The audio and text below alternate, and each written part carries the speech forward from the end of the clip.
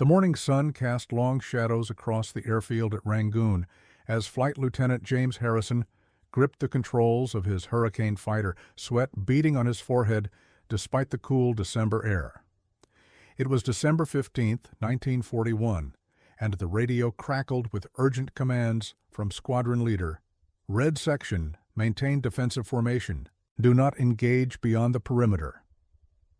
But Harrison could see what his commanding officer could not from the ground. 64 Japanese fighters bearing down on a defenseless evacuation convoy just 12 miles to the south, filled with wounded British soldiers and Burmese civilians fleeing the advancing enemy forces. His fuel gauge showed barely enough for the prescribed patrol route. His ammunition counter displayed a meager 200 rounds, and standing orders explicitly forbade solo engagements against superior numbers. Every fiber of his training screamed obedience, yet his eyes remained fixed on those distant specks growing larger against the horizon, each one representing death for the helpless souls below. The metallic taste of adrenaline filled his mouth as he made a choice that would violate every tactical doctrine he had ever learned. He pushed the throttle forward, banking hard toward the enemy formation, knowing that in the next 20 minutes he would either save hundreds of lives or become another casualty statistic in a war that seemed increasingly hopeless. The engine roared as he dove toward impossible odds, unaware that his decision would rewrite the tactical manual for single-fighter engagements. No one in the Royal Air Force's Burma Command knew that one man's defiance that morning would demonstrate how innovation and courage could triumph over numerical superiority in ways that would be studied for decades to come. James Harrison had grown up in the small Yorkshire village of Thirsk, where his father worked as a blacksmith and his mother tended to a modest garden behind their stone cottage. Born in 1918, he was the youngest of 3 sons in a family that valued hard work, integrity, and quiet determination over grand gestures or boastful declarations. His childhood was marked by long summer days, helping his father forge horseshoes and agricultural tools, learning patience and precision with each hammer blow against glowing metal. The rhythmic sound of iron striking iron became the soundtrack of his youth, teaching him that success came through persistent effort rather than natural talent alone. When he reached 16, James surprised his family by expressing interest in aviation rather than following his brothers into the family trade. His fascination began during a traveling air show that visited nearby market towns in the mid-1930s, where he watched biplanes perform aerobatic maneuvers that seemed to defy the laws of physics he had studied in school. His father initially dismissed this interest as a passing fancy, but James demonstrated his commitment by walking 14 miles each way to the nearest airfield, where he volunteered to clean aircraft and perform maintenance work in exchange for brief flights with instructors. The local flying club members quickly recognized his mechanical aptitude and natural feel for aircraft controls, noting how he absorbed technical information about engines and flight dynamics with remarkable speed. His instructors observed that James possessed an unusual combination of caution and boldness. He would spend hours studying weather patterns and aircraft performance charts, but once airborne, he displayed an intuitive understanding of how to push machines to their limits without crossing into recklessness. When war broke out in September 1939, James was among the first volunteers at the Regional Recruitment Office, though his initial application was delayed due to concerns about his working-class background and limited formal education. The Royal Air Force was still dominated by public school graduates and university-educated officers who viewed aviation as a gentleman's pursuit rather than a craft for blacksmiths' sons. However, the desperate need for pilots as the conflict escalated forced the service to expand its recruitment criteria, and James found himself accepted for flight training in early 1940. His time at flight school proved challenging not because of his flying ability, which instructors rated as exceptional, but because of social barriers that remained firmly in place despite wartime necessities. Fellow cadets from privileged backgrounds often excluded him from informal gatherings and study groups, forcing him to develop self-reliance and independent problem-solving skills that would serve him well in combat situations. His first solo flight occurred on a foggy morning in March 1940, and the instructor noted in his logbook that Harrison demonstrated unusual composure under pressure and natural tactical instincts. He graduated near the top of his class and was initially assigned to coastal patrol duties, flying outdated aircraft along the English Channel, a posting that frustrated him because he yearned for more meaningful combat assignments. His persistence and exemplary performance records eventually earned him a transfer to Hurricane fighters and assignment to the Far East Command, where British forces were struggling to maintain defensive positions against rapidly advancing Japanese military units. He had no idea that his mechanical background and independent thinking would soon be all that stood between hundreds of innocent people and certain death. The broader context of Harrison's situation stemmed from Japan's devastating assault on British positions throughout Southeast Asia following their attack on Pearl Harbor just 1 week earlier on December 7, 1941. The Japanese military machine had demonstrated unprecedented coordination and tactical innovation in simultaneous attacks across the Pacific, catching Allied forces completely unprepared for the scope and intensity of their offensive operations.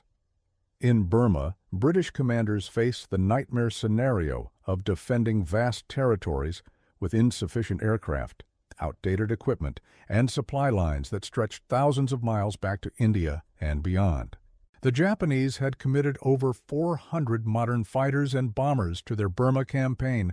while the Royal Air Force could muster fewer than 80 operational aircraft across the entire theater, most of which were Hurricane fighters that had proven effective in the Battle of Britain,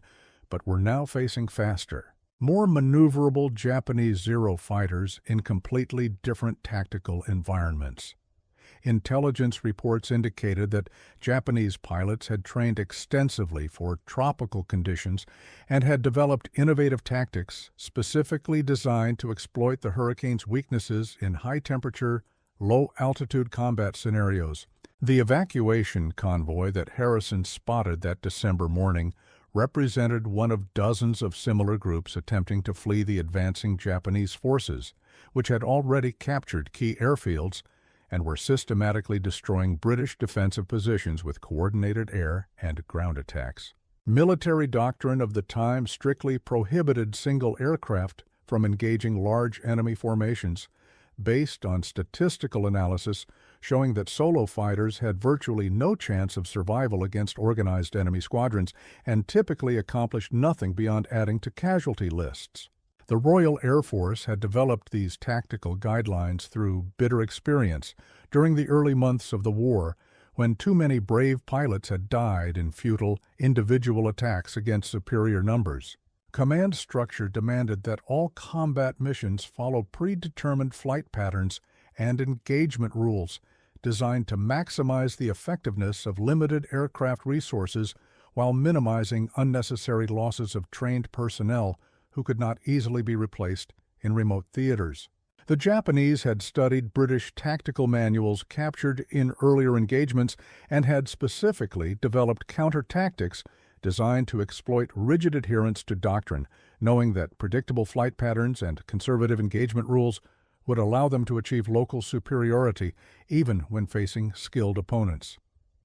Weather conditions that morning were ideal for air combat, with clear skies and light winds that favored the more maneuverable Japanese fighters over the heavier, more durable British aircraft. Communication systems were primitive by later standards, relying on radio sets that frequently malfunctioned in tropical humidity and provided limited range for coordination between aircraft and ground controllers. The broader strategic situation was deteriorating rapidly as Japanese forces advanced toward Rangoon itself, threatening to cut off British retreat routes and trap thousands of military personnel and civilians behind enemy lines. Orders from higher command emphasized defensive operations and conservation of aircraft rather than offensive action, reflecting the desperate reality that replacement aircraft and pilots were months away while Japanese reinforcements arrived daily at captured airfields. The mathematical odds facing any British pilot in December 1941 were sobering. Japanese fighters outnumbered Allied aircraft by more than 5-1. Enemy pilots had extensive combat experience from years of fighting in China, and their aircraft were specifically designed for the tactical environment where these battles were being fought. The crisis that would test Harrison's resolve began developing before dawn on December 15th, when Japanese reconnaissance aircraft detected the evacuation convoy moving along the main road toward British-held territory. The convoy consisted of 37 vehicles, including military ambulances carrying wounded soldiers from recent battles, civilian trucks loaded with refugees fleeing the advancing enemy, and a handful of armored cars providing minimal defensive capability against air attack. Intelligence intercepts revealed that Japanese commanders had identified this convoy as a high-value target that could demonstrate their air superiority while eliminating personnel who might otherwise escape to fight again in future battles. The attack was planned as a coordinated assault involving 64 aircraft from 3 different squadrons, designed to overwhelm any defensive response and ensure complete destruction of the convoy within minutes of initial contact.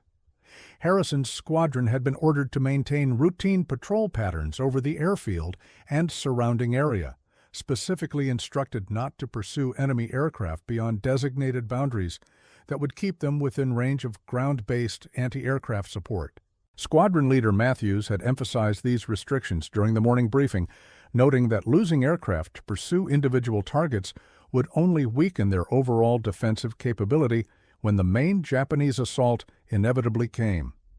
The radio communication system that morning was experiencing interference problems that would later be attributed to atmospheric conditions, meaning that ground controllers had limited ability to coordinate responses to rapidly developing situations. Harrison was flying the 3rd position in a 4-aircraft formation when his sharp eyes spotted the approaching Japanese fighters, still 12 miles from the convoy, giving him perhaps 15 minutes before the attack would commence. His initial radio call to squadron leader requesting permission to investigate was met with static and garbled responses that he interpreted as equipment failure rather than explicit denial of his request. The standing orders were clear: maintain position, avoid individual engagement, preserve aircraft for defensive operations around the airfield itself. But Harrison could see what the ground controllers could not.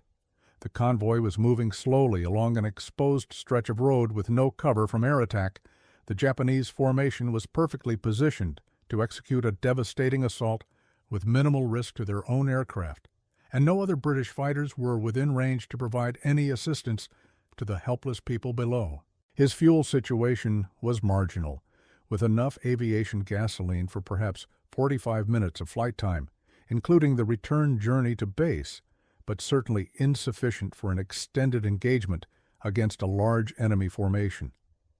The ammunition load in his Hurricane consisted of 200 rounds for his 8 Browning machine guns, a standard combat load that was adequate for brief engagements but woefully insufficient for sustained combat against multiple targets. Weather conditions favored the enemy, since the clear visibility that allowed Harrison to spot them also meant they could easily coordinate their attack and spot any defensive response from long range. His aircraft had been showing minor engine irregularities during recent flights, nothing serious enough to ground the plane, but enough to suggest that high-stress combat operations might exacerbate existing mechanical problems. The tactical situation presented Harrison with an impossible choice: obey explicit orders to remain in defensive formation and allow hundreds of innocent people to die in the coming attack, or violate every regulation he had sworn to uphold and attempt to disrupt an enemy formation that outnumbered him 16-1. The mathematics of the situation were stark and unforgiving. Even if he managed to shoot down several enemy aircraft before being overwhelmed, the remaining attackers would still have more than enough firepower to destroy the convoy completely. Yet something in his Yorkshire upbringing rebelled against the idea of watching innocents die when he possessed the capability to at least attempt intervention, regardless of personal consequences or military protocol. The radio continued to crackle with interference as he wrestled with his conscience, knowing that each second of hesitation brought the Japanese fighters closer to their helpless targets. He thought of his father's teachings about standing up for those who could not defend themselves, of his mother's quiet example of helping neighbors regardless of personal cost, and of the faces he had seen in those ambulances during his brief visits to field hospitals. The decision crystallized in his mind with sudden clarity. He would break formation, disobey explicit orders, and attack the enemy formation using tactics that existed in no manual but might confuse and disrupt their coordinated assault long enough for the convoy to reach cover. Harrison's first movement toward the approaching enemy formation sent shock waves through his wingmen, who initially assumed he was responding to orders they had not received through the faulty radio system. Flight Sergeant Collins, flying the 4th position, later recalled watching Harrison's Hurricane break away from their defensive pattern and thinking that surely squadron leader had authorized some kind of reconnaissance mission that would bring their aircraft back within minutes. The Japanese formation was flying in a standard attack configuration, with fighters providing high cover for dive bombers that would execute the primary assault on the convoy, a tactical arrangement that assumed any defensive response would follow predictable patterns involving multiple aircraft and coordinated maneuvers. Harrison's solitary approach completely contradicted every engagement scenario the enemy pilots had trained for, creating an element of confusion that would prove crucial in the coming minutes. As he closed the distance toward the enemy aircraft, Harrison's mind raced through calculations of speed, altitude, fuel consumption, and ammunition expenditure that would determine whether his desperate gambit had any chance of success. The Hurricane's 8 machine guns were synchronized to converge at 250 yards, meaning he would need to close to point-blank range against fighters that were faster and more maneuverable than his own aircraft. His strategy, improvised in real time as he approached the enemy formation, involved using the Hurricane's superior durability to absorb damage while disrupting the Japanese attack pattern through unpredictable movements and concentrated firepower at critical moments. The radio finally crackled to life, with Matthews screaming orders for Harrison to return to formation immediately, but by then he was already committed to an attack run that could not be aborted without leaving himself defenseless against enemy fighters who had spotted his approach. The first Japanese pilots to notice his aircraft assumed he was the advance element of a larger British formation and began scanning the sky for additional threats, a momentary distraction that delayed their own defensive response and allowed Harrison to close to effective firing range. His opening burst caught the lead Japanese fighter completely by surprise, sending 20 rounds of armor-piercing ammunition through the aircraft's engine compartment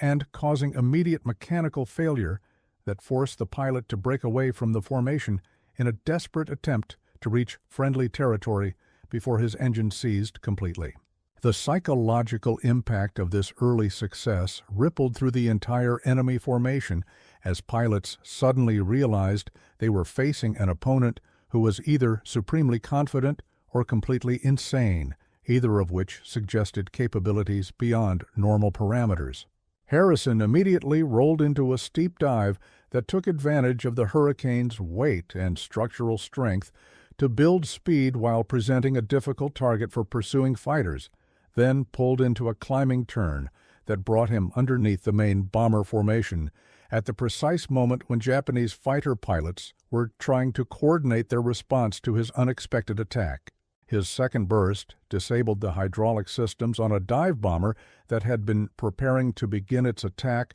run on the convoy, forcing that aircraft to abort its mission and struggle with manual flight controls, while its pilot attempted to maintain formation with increasing difficulty. The Japanese squadron leader found himself in the unprecedented position of trying to coordinate an attack on the ground convoy while simultaneously responding to a single enemy fighter that was systematically disrupting his carefully planned assault through tactics that existed in no training manual he had ever studied. Harrison's third attack run targeted the enemy fighters, providing high cover, reasoning that eliminating or damaging those aircraft would leave the bombers vulnerable to subsequent attacks if he survived long enough to make them. The concentrated firepower from 8 machine guns proved devastating at close range when properly aimed, and his mechanical background allowed him to recognize which parts of enemy aircraft were most vulnerable to specific types of damage that would force immediate withdrawal from combat. 2 more Japanese fighters sustained significant damage and were forced to break away from the formation, reducing the numerical odds against Harrison from 16-1 to closer to 12-1, while simultaneously disrupting the enemy's tactical cohesion.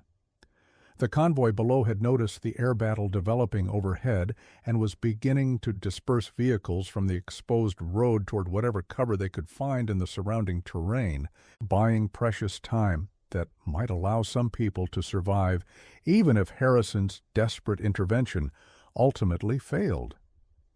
Japanese pilots were discovering that their tactical advantages in speed and maneuverability were partially offset by the Hurricane's ability to absorb battle damage and continue fighting, while Harrison's willingness to engage at extremely close range neutralized many of their aircraft's superior performance characteristics. The enemy formation was beginning to lose its coordinated structure as individual pilots found themselves dealing with immediate threats rather than executing their planned attack on the convoy. Exactly the result Harrison had hoped to achieve when he made his decision to violate orders and attack superior numbers. The climax of Harrison's impossible battle came when the remaining Japanese fighters finally coordinated their response and began converging on his aircraft from multiple directions simultaneously, a situation that should have resulted in immediate destruction of his Hurricane and death for the defiant British pilot.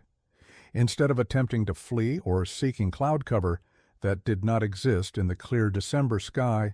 Harrison made another unprecedented tactical decision that would be studied in air combat schools for decades afterward. He deliberately flew directly toward the center of the converging enemy formation while firing continuous bursts that prevented individual Japanese pilots from achieving steady aim on his aircraft. The psychological effect of watching a single fighter deliberately charge into overwhelming odds created hesitation among enemy pilots who had never encountered such apparently suicidal tactics and began to question whether this British pilot possessed information or capabilities they did not understand. Harrison's continuous firing pattern also served a practical purpose beyond its psychological impact, as the stream of tracer rounds created visual interference that made it difficult for Japanese pilots to distinguish their target from the surrounding gunfire and coordinate their attacks effectively. His fourth victim was a Zero fighter whose pilot became so focused on achieving a killing shot that he failed to notice Harrison's defensive maneuvers until cannon rounds from the Hurricane tore through his aircraft's wing structure and sent him spiraling toward the ground in an uncontrollable descent. The mathematical impossibility of Harrison's survival began to shift as damaged Japanese aircraft were forced to withdraw from combat, reducing the effective numerical superiority that had initially seemed overwhelming while demonstrating that rigid tactical doctrine could be overcome through innovation and calculated aggression. Enemy pilots found themselves in the unfamiliar position of being individually hunted by a single opponent who seemed to anticipate their maneuvers and respond with precisely targeted attacks that exploited momentary vulnerabilities in their defensive posture. Harrison's fifth confirmed victory came when he caught a Japanese dive bomber attempting to break away from the chaotic air battle and rejoin the planned attack on the convoy below, sending a concentrated burst of machine gun fire through the aircraft's cockpit area that killed the pilot instantly and sent the bomber crashing into a hillside with devastating impact. The surviving Japanese squadron leader finally recognized that continuing the engagement was causing more damage to his own forces than any potential benefit from attacking the convoy, particularly since the ground targets had now scattered and taken cover in response to the overhead battle. Radio communications between enemy aircraft revealed growing confusion and frustration as pilots reported ammunition shortages, mechanical damage, and fuel concerns that would limit their ability to return to base if the engagement continued much longer. Harrison's aircraft had absorbed significant battle damage, including holes in both wings, a cracked cockpit canopy, and intermittent engine problems, but remained controllable and capable of continued combat operations thanks to the Hurricane's reputation for durability under fire. His ammunition situation was becoming critical, with fewer than 50 rounds remaining across all 8 machine guns, but he had achieved his primary objective of disrupting the enemy attack and forcing the Japanese formation to abandon their planned assault on the defenseless convoy. The enemy pilots who remained in combat-ready condition were beginning to recognize that their tactical advantages had been neutralized by an opponent who refused to follow conventional engagement rules and who possessed an intimate understanding of their aircraft's capabilities and limitations. Harrison's sixth and final victory occurred when a determined Japanese fighter pilot made one last attempt to destroy the defiant Hurricane, only to discover that the British pilot's mechanical knowledge allowed him to predict exactly how his enemy would maneuver based on aircraft performance characteristics and pilot training patterns. The concentrated firepower from Harrison's remaining ammunition destroyed the Zero's engine and left its pilot with no choice but to bail out over enemy territory, reducing the effective Japanese force to fewer than half its original strength, while completely disrupting the coordinated attack that had threatened hundreds of innocent lives. As the surviving enemy aircraft finally disengaged and began their withdrawal toward Japanese-held airfields, Harrison found himself alone in the sky above a convoy that was alive only because one man had chosen conscience over compliance with military regulations. The immediate aftermath of Harrison's unauthorized engagement created confusion and controversy throughout the British command structure as senior officers struggled to determine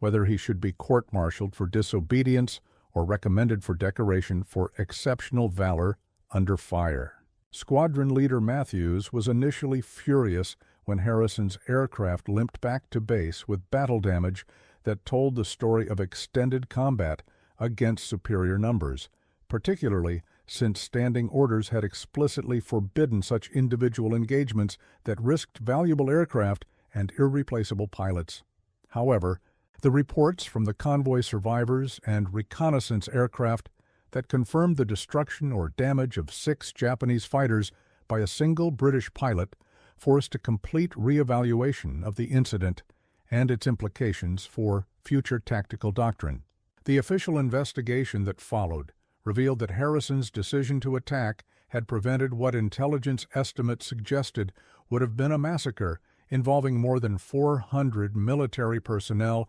and civilian refugees who had no defensive capability against coordinated air assault. Medical officers who examined Harrison after his return noted that he showed no signs of combat stress or irrational behavior that might explain his decision to violate explicit orders, leading investigators to conclude that his actions represented calculated tactical thinking rather than emotional breakdown under pressure. The mathematical analysis of the engagement revealed that Harrison had achieved a kill ratio of 6-0 while facing odds of 16-1. A statistical impossibility according to existing tactical doctrine that led air combat instructors to completely revise their understanding of single-fighter effectiveness against large formations. Japanese prisoners of war captured in subsequent operations confirmed that the disruption of the December 15th attack had forced their commanders to reconsider their tactical assumptions about British defensive capabilities and begin planning for more complex defensive scenarios in future operations. Harrison's mechanical modifications to his aircraft's gun synchronization system, which had improved firing accuracy and allowed him to achieve maximum effectiveness from limited ammunition,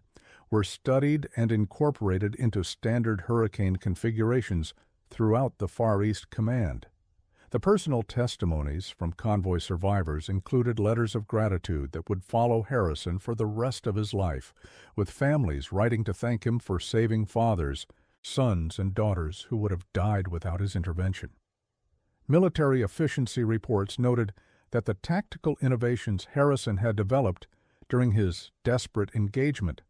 provided valuable insights for training programs that would improve survival rates for all British pilots operating against numerical superiority in the Pacific theater. The psychological impact of a single pilot's success against overwhelming odds provided a significant morale boost for Allied forces who had suffered a series of devastating defeats since the Japanese offensive began, demonstrating that individual courage and tactical innovation could overcome apparent hopeless situations. Official recognition came in the form of the Distinguished Flying Cross, presented at a ceremony that Harrison attended reluctantly, preferring the quiet satisfaction of knowing that hundreds of people were alive because of his decision to break the rules when conventional wisdom demanded obedience. His promotion to flight commander came with new responsibilities for training other pilots in the tactical innovations he had developed,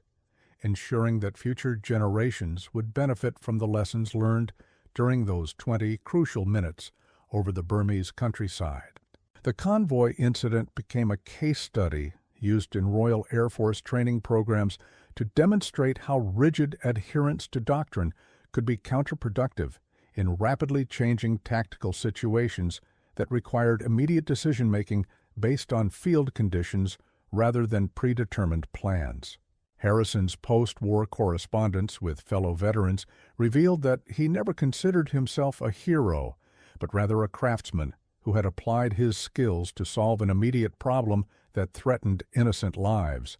viewing his actions as simply doing what needed to be done regardless of personal consequences. His quiet example influenced dozens of other pilots who adopted similar tactical flexibility and willingness to take calculated risks when circumstances demanded deviation from standard procedures, creating a culture of adaptive thinking that improved overall effectiveness of British air operations in the Pacific theater. The broader legacy of Harrison's actions extended far beyond the immediate tactical victory as military historians and strategists began to understand the implications of his successful engagement for future air combat doctrine and training programs. His demonstration that individual initiative and tactical innovation could overcome numerical superiority challenged fundamental assumptions about air warfare that had dominated military thinking since the early days of aviation combat. The detailed analysis of his engagement revealed that rigid adherence to formation flying and predictable attack patterns actually created vulnerabilities that skilled opponents could exploit, leading to complete revision of tactical manuals used throughout the Commonwealth Air Forces. Training programs began incorporating scenarios that required pilots to make independent tactical decisions under extreme pressure rather than simply following predetermined procedures that might not apply to specific battlefield conditions. The psychological aspects of Harrison's success proved equally important as military psychologists studied how individual courage and determination could influence the morale and effectiveness of entire units facing seemingly hopeless odds. His willingness to violate explicit orders when those orders would have resulted in unnecessary civilian casualties became a case study in military ethics courses that explored the tension between obedience and moral responsibility in combat situations. The technical innovations he had developed to improve his aircraft's combat effectiveness were incorporated into standard modifications that increased the survival rates of pilots throughout the Pacific Theater, demonstrating how practical experience could complement theoretical engineering knowledge. Fellow pilots who served with Harrison after his promotion noted his continued emphasis on mechanical understanding and tactical flexibility as essential skills that could not be replaced by courage alone or superior equipment without the knowledge to use it effectively. His influence on training programs extended to post-war aviation development, as civilian flight schools adopted many of the teaching methods he had developed to help pilots recognize and respond to emergency situations that required immediate decision-making under extreme stress. The families of convoy survivors maintained correspondence with Harrison for decades after the war, creating an extended community of people whose lives had been directly saved by one man's decision to choose conscience over compliance with military regulations. His example inspired other individuals in various military specialties to question whether existing procedures always served the broader mission of protecting innocent lives and achieving strategic objectives rather than simply maintaining organizational efficiency. The tactical innovations he demonstrated during the engagement were studied by military forces around the world as air warfare evolved during the Cold War period, with many of his insights proving applicable to jet aircraft and missile systems that would have been unimaginable in 1941. Academic researchers who studied the incident decades later noted that Harrison's success represented a perfect example of how individual expertise and moral courage could overcome systemic limitations and institutional inertia that often prevented optimal responses to rapidly changing circumstances. His quiet post-war life as a civilian flight instructor allowed him to pass along his tactical knowledge and ethical insights to thousands of young aviators who would carry those lessons into commercial aviation and continue the tradition of putting safety and human welfare above rigid adherence to procedures that might not serve the ultimate mission.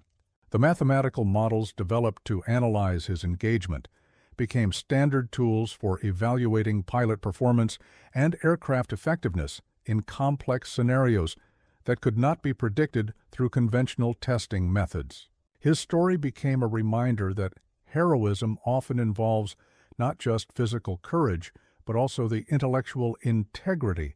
to recognize when existing systems are inadequate and the moral courage to act on that recognition regardless of personal consequences or institutional pressure to conform. The deeper reflection on Harrison's actions reveals fundamental questions about the nature of heroism and the relationship between individual conscience and institutional authority that remain relevant in modern military and civilian contexts where similar ethical dilemmas continue to arise. His decision to disobey explicit orders in order to save innocent lives demonstrates how genuine leadership often requires the willingness to accept personal responsibility for consequences that extend beyond individual safety or career advancement. The mathematical impossibility of his tactical success suggests that conventional wisdom about combat effectiveness may overlook crucial factors, including psychological pressure on opponents, tactical unpredictability, and the synergistic effects of combining technical skill with moral determination. Modern military historians who have studied the incident note that Harrison's example illustrates how innovation often emerges from individuals who possess deep technical knowledge combined with the independence of thought necessary to question existing assumptions and develop novel solutions to immediate problems. His post-war reluctance to discuss his actions or accept recognition reflects an understanding of heroism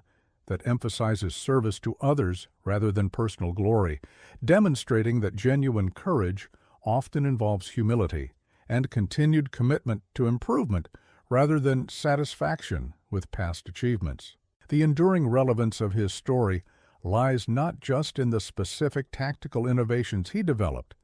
but in his demonstration that individual integrity and competence can overcome systemic limitations when applied with intelligence and determination in service of protecting those who cannot protect themselves. The question he poses for contemporary audiences involves whether they possess the moral courage to challenge inadequate systems and procedures when human welfare hangs in the balance, regardless of personal cost or institutional pressure to maintain conformity with existing practices. His legacy challenges readers to consider whether they would have the technical competence and ethical clarity necessary to recognize when obedience to authority serves no useful purpose and when individual action becomes morally imperative despite official disapproval. The convoy survivors who owed their lives to his decision remind us that abstract discussions of military ethics and tactical doctrine